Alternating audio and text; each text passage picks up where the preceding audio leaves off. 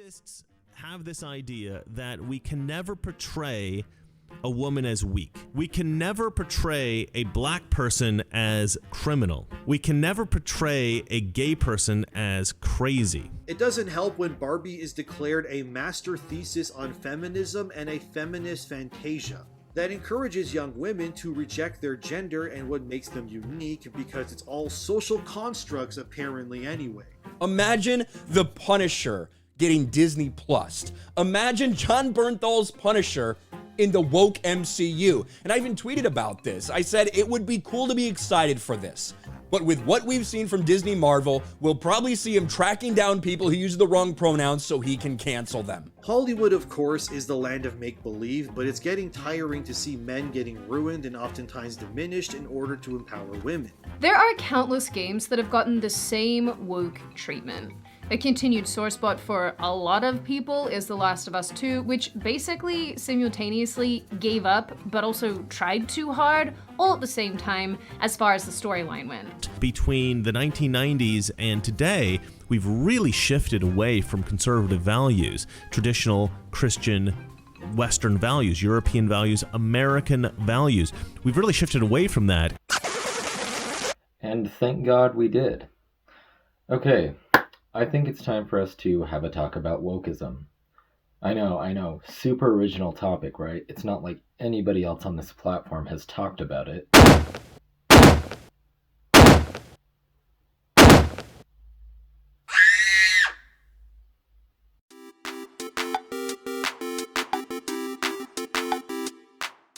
In all seriousness, though, we need to talk about what I feel many of us are missing when it comes to the subject of wokeness in pop culture and the entertainment industry.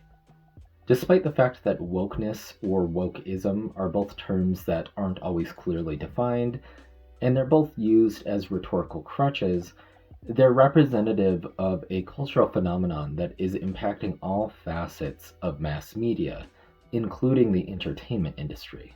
The supposed societal dangers of wokeness have been discussed at length, but what I feel we're missing here carries with it grim implications for the integrity of mass communication, as well as freedom of expression. To understand what this is, we need to examine anti-woke rhetoric and those it focuses on. One of those points of focus would be somebody like myself. So I'm a writer and an artist, and I'm working on several projects that I'm going to get finalized as video games, which means that I'm eventually going to be contributing to the entertainment industry. Aside from just being a writer and an artist, I'm also a member of the LGBTQ+ community or the queer community, and I'm very open about that in terms of the way that I present myself, as if you couldn't tell. Now, I've noticed that with anti-woke rhetoric and its relation to queerness or other marginalized identities, the sin of wokeness is committed when a character's appearance and/or actions are being perceived as overtly symbolic of a supposed virtue or a political ideal. While there is plenty of anti-woke content to choose from, as you saw in the beginning of the video, one example that I think perfectly embodies this rhetoric is a video called Why Woke Characters Never Work by Indi-Visualized TV. You actually saw some of this content in the beginning of the video with that montage. There's a clip from this video that I wanted to play for you, but before I do, I just wanted to note that this YouTuber named himself after the character Endymion from Greek mythology, who chooses to put himself in an eternal slumber. Yeah, I'll just let you ponder that one for yourself. Anyways, the clip that I'm about to play is of Endymion talking about the game Star Wars Jedi Survivor and how it supposedly bucks the trend of wokeness. Of course, I'm not done the game yet, but so far it's weirdly strange seeing two extremely strong and masculine men in Star Wars of all things. And to add to this positivity, there's also Marin, who's a badass green magic wielding Night Sister. She's probably the biggest surprise since Marin is not only a strong female character, but she's also in love with Cal Kestis and actually shows empathy and tenderness towards him. I honestly feel like I'm in some bizarro world when I play Jedi Survivor, because for one, there's actual strong male representation and a female co-lead who doesn't belittle her male counterparts. She's also straight, which, let's be real, is severely rare today when it comes to literally any strong female character these days. So when I watch a scene where Cal and Marin are enjoying each other's company by a fire amidst a sandstorm, I actually thought to myself in that moment, oh my god, I am actually witnessing two genuinely strong characters who love each other, that don't push messages down my throat, and this is canon and within Star Wars. So, according to Endymion, the main factors contributing to the supposed quality and success of Jedi Survivor are the fact that the main characters are straight, they conform to traditional gender roles, and they don't force messages down his throat. This type of content and rhetoric reminds me of a conversation I had with a fellow writer about diversity. He said to me, I would rather have my characters be white and good before they're diverse. To which I asked him, why does a character have to be white first in order to be good? Why does that always have to be like the default of quality? He didn't really have a coherent answer to my question. And I think that's representative of the critical error that anti-woke content creators like Endymion are making. Content like this influences people to associate sexual orientation, gender nonconformity, and ethnicity with bad writing. None of those factors equate to bad writing. What does is performative activism, political pressure, tokenism, and poor execution. An instance of poor representation would be the changes made to the character Gren from the Cowboy Bebop anime to the Netflix live-action adaptation. In the anime, Gren is born as a man, but he grows breast tissue later on because of an experimental drug that he is given in prison. At some point later in the anime, Gren is asked about whether or not he's a man or a woman, to which he responds with the iconic quote, "I am both at once, and I am neither one." This quote was perceived by some as being a declaration of a non-binary identity, which does make sense. But the live-action adaptation of Cowboy Bebop prioritized casting a non-binary person and completely altering the character of Gren for the sake of representation, leaving many fans feeling alienated. This is a common trope we see in poor representation, taking an established character that many people have a connection to, then altering them for the sake of representation alone with little to no consideration as to how longtime fans feel. And look, I understand that Hollywood and the current games industry doesn't exactly thrive on new ideas, but I think it would cause much less cultural strain if instead of heavily altering these established characters for representation's sake, we create new characters or even create new IPs with new characters in them to better represent these historically marginalized and overlooked groups of people. Some great examples of this are Judy Alvarez and Claire Russell from Cyberpunk 2077, Rue and Jules from Euphoria, and Omar Little from The Wire. In Cyberpunk, Judy's sexual orientation is something that's revealed to the player organically. If you try to pursue romance with her as a male character, she'll reject you. And if you try to pursue romance with her as a female character, granted you've taken all the right steps, she'll become your partner. There's no grand coming out moment for Judy, and her orientation isn't a spectacle to behold. It's not something that's known until later in the game, which allows her to be established as more than just her orientation. She's a highly skilled technician that got caught up in something much greater than herself. Rue from Euphoria is similar to Judy in the sense that she also lacks a grand coming out moment. Her sexuality is revealed to the viewer as the show delves into her bond with the character Jules, who's trans. Rue's struggle with substance abuse is one of her most defining traits as a character, not necessarily her sexual orientation. And before we move on, I know someone out there is going to have the retort, oh, you chose a conniving drug addict to be a symbol for your community. Doesn't that go against your premise of good representation? No, it doesn't.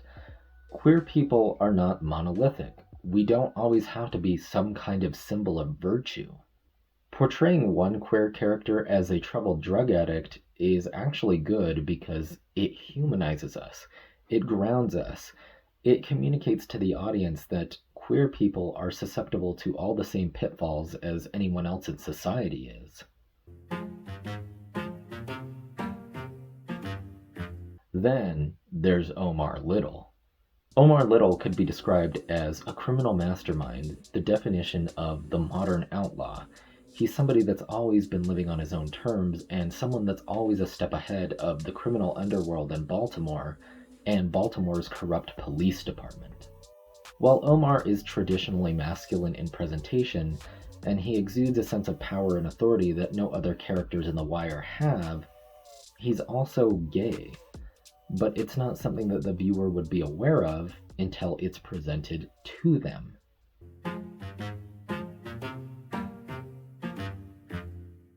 The commonality between characters like Rue, Judy, and Omar is that their sexuality isn't necessarily projected through their appearance. You could make a case for Judy, but I would argue that it's more subtle in comparison to the characters that we're going to cover now. Jules from Euphoria and Claire, to an extent, represent a much more colorful and eye-catching demographic of the community that people like Endymion probably dread. I think it's important to focus on Claire before Jules, because Claire exists in a middle ground between Jules and the aforementioned characters.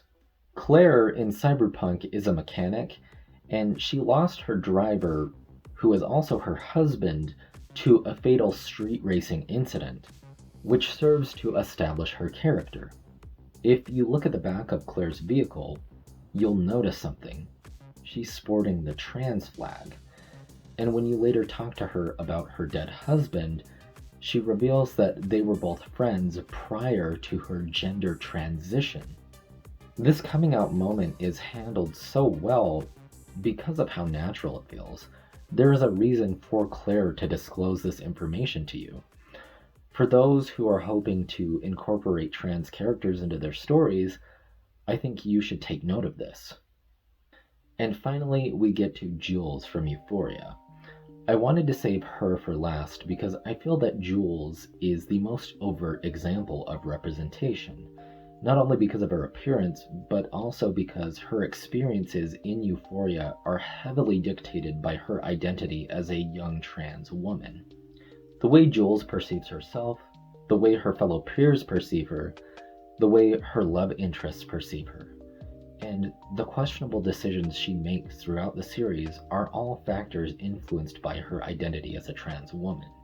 Jules' story is a glimpse of a young transgender person's place in society. It's the story of someone trying to congeal to long-standing societal norms and standards that are likely antagonistic to them. There is complexity and conflict in centering your focus around a deeply personal and specific trait, such as a character's sexual orientation, their gender identity, or even religious beliefs, if done well. It's something that I'd expect those in the anti-woke crowd to understand, being that Trump-supporting Christians have such a strong persecution complex. But I digress. So that brings us to what we're missing in this conversation. It's nuance and abstract thinking in relation to the complexity of individual identities. Traits such as sexuality and gender identity are just two facets of human identity in totality, and human beings are multifaceted, but a character can be openly queer while also having depth beyond their orientation. You don't have to sacrifice one for the other. If two queer characters have one romance scene, just one, and it's considered to be pushing a message still, this is not a conversation about good writing anymore, it's about your own personal politics. I've also noticed that with anti-woke content, it's always based around these black and white logical fallacies. Everything's a matter of either or. Seldom do you ever see any kind of nuance or gray area in this type of rhetoric pertaining to this conversation. Using myself as an example again, I'm somebody that obviously doesn't conform to traditional gender norms, and I'm very confident about it. Some may claim that I'm pushing an agenda, and if I were to ask what that agenda is, their response may be that I'm trying to push a radical far-left agenda, and I'm trying to force my non-traditional lifestyle onto others. Let me explain why this is nonsense. Aside from this small bisexual pride wristband that a lot of people don't even notice or understand, I never wear anything that's even adjacent to political propaganda. Claiming that I'm pushing an agenda of some kind is based upon assumptions about my appearance. You are relegating my appearance to a rigid set of political ideals. The truth of the matter is, I am politically independent. While there are many aspects of the modern left wing that I agree with, there are many aspects that I don't agree with. And there are some aspects of political ideology that might be associated with the right wing that I agree with. I don't have an allegiance to one political party, and I would rather view social and political issues through an individualistic lens. Saying that I'm pushing an agenda is limiting what people like me can be. If you're someone who looks redneck or dresses in a way that looks blue collar, we could make many assumptions about your political beliefs and affiliations. We could assume that you don't understand the concept of losing. We could assume that you're obsessed with pedophilia and trans people. We could assume that you were beaten by your parents and possibly even sexually abused. We could assume that you're constantly trying to force an ancient book of myths upon others when you don't even understand that book yourself, and we could assume that you will believe anything that you're told if it claims to go against the mainstream. Some of these assumptions may be true, some not, but they are all just assumptions based on an archetypal appearance. And I'll be honest, sometimes when I see people who look like rednecks or blue collar, I tend to associate their appearance with a president that I think made our country much more unstable. Does that mean that we should ban people from dressing this way? Absolutely not. In the same sense, I don't think that we should be justified in trying to ban gender nonconformity at a local level like Ben Shapiro wants us to, or really at any level, federal or state. It's ironic that those within the anti-woke space who are supposedly champions of individuality struggle to conceptualize or refuse to recognize the complexities associated with individual identities. But I think it's a reflection of the fact that American culture is actually much more collectivist in nature than we'd all like to believe. America's collectivist culture undoubtedly has an influence on anti-woke sentiment, but there's a great deal of cultural context connected to anti-wokeism that is far greater in scope than what I can explore in this one video, so it would have to be a topic for me to explore in another video. With anti-woke content becoming more prevalent and more popular, I fear that writers in the future are going to shy away from writing characters who are queer, trans, gender nonconforming, or even ethnic minority characters simply because they're associated with the negative connotation of wokeness. This has far greater implications than just representation in media. Pop culture is always going to be a reflection of our reality, often a skewed one, and that reflection has real ramifications for the world that we all live in. People are influenced by what they're exposed to in pop culture on a conscious and subconscious level. And it seems that as the messages being disseminated to the masses are growing more radical, the actions of the masses themselves are becoming more bold. If we allow misconceptions about ethnic minorities and queer people to continue on like this, it will eventually influence those who are in positions of power to impose harmful legislation upon us all. In the United States, it seems that there are far more people now who are accepting of these overlooked groups, such as ethnic minorities and queer people. The spotlight is now on us. Understanding this, I think we should take responsibility for ourselves and recognize that we are also guilty of representing ourselves poorly, or at least allowing others to represent us poorly.